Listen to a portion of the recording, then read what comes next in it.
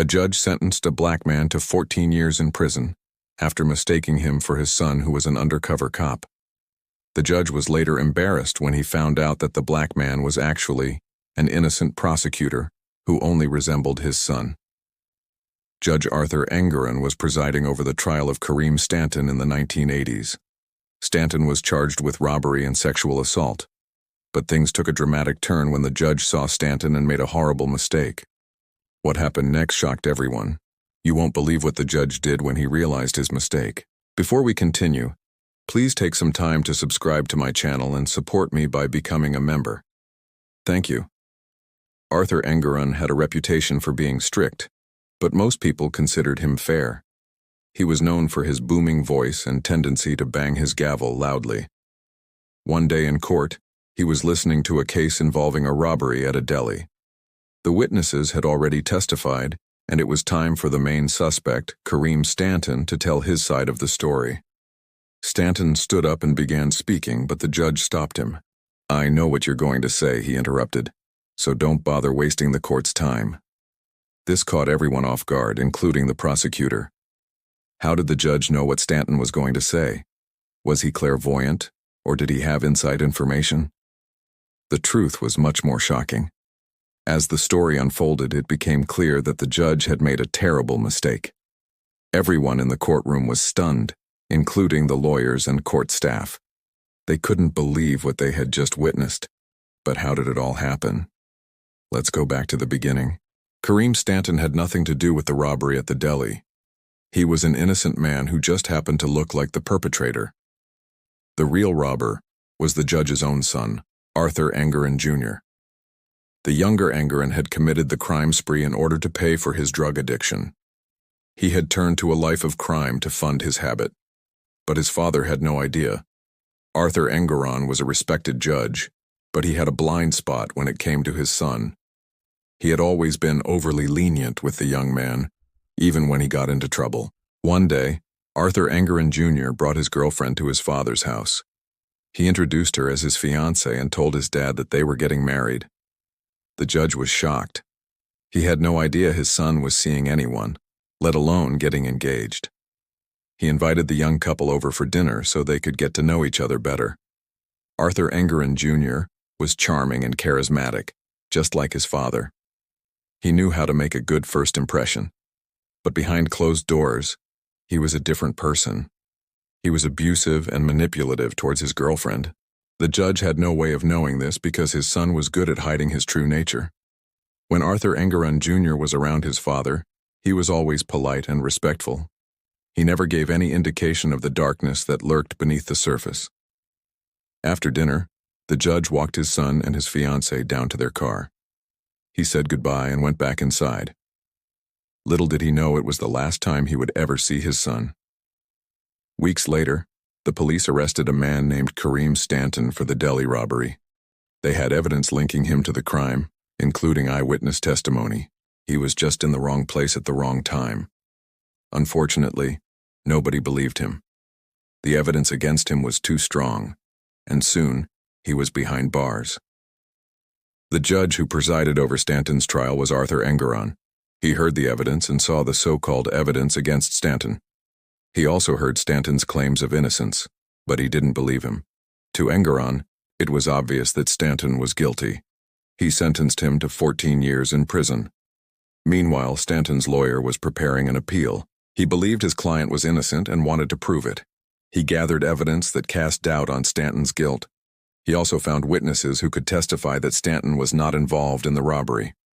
With new evidence in hand, Stanton's lawyer went back to court. He presented the evidence to the judge and asked for a new trial. Judge Engeron listened to the arguments, but he was not convinced. He believed the evidence against Stanton was too strong. He denied the request for a new trial, and Stanton was sent to prison. But little did he know his nightmare was just beginning. As soon as Stanton arrived at prison, he was beaten up by the other inmates. They accused him of robbing a deli and murdering 2 people. The inmates had heard about the case and they were angry. Stanton tried to defend himself, but he was outnumbered. He was seriously injured and taken to the hospital. When the prison officials learned what had happened, they transferred Stanton to another prison. He was in solitary confinement for his own safety. But Stanton was not the only one in danger. Arthur Engerin Jr. was also in prison, and he had made enemies. He had stolen money from a fellow inmate, and the inmate's friends were looking for revenge. One day, the judge's son was beaten up by several inmates. He was taken to the hospital with serious injuries. When the judge heard what had happened, he was furious. He wanted to protect his son, but he didn't know how. He couldn't move him to another prison. Arthur Engerin Jr. needed medical treatment. At this point, the judge knew he had to do something.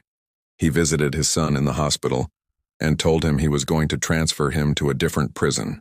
It was the only option left. The judge arranged for his son to be transferred. He hoped it would protect him from the other inmates, but it was a bad decision. At the new prison, Arthur Engerin Jr. was attacked by a different group of inmates. They beat him up and left him for dead. When the judge heard what had happened, he was devastated. He had tried to protect his son, but it had backfired. He felt responsible for what had happened and vowed to make things right. But how could he do that? The judge had one last option. He could ask the governor to pardon his son. It was a long shot, but it was worth a try. Arthur Engerin went to see the governor and pleaded for his son's freedom. He promised the governor that he would personally pay back any money that had been stolen. He was desperate and willing to do whatever it took. The governor was moved by the judge's plea, but he couldn't grant the pardon. He explained that it was against his principles to pardon a convicted felon. He didn't care who the felon's father was. He had to uphold the law.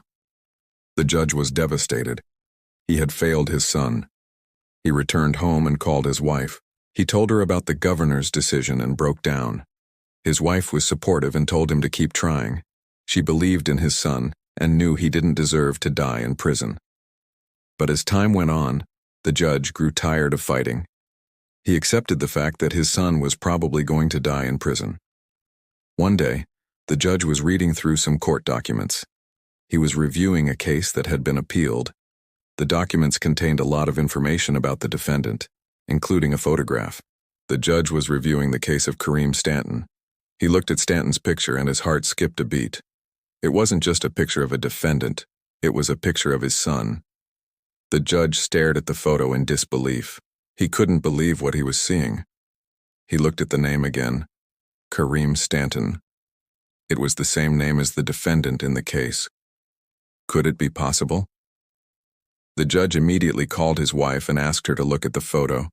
He told her he thought it was their son, but she didn't believe him. The judge insisted, and she agreed to come over to his office. When she saw the photo, she screamed. It was their son. The judge was right. They looked at each other in disbelief. They couldn't believe their son had been in prison all this time. The judge had sentenced an innocent man to death, while his own son was languishing in prison. He felt guilty and ashamed. He knew he had to do something.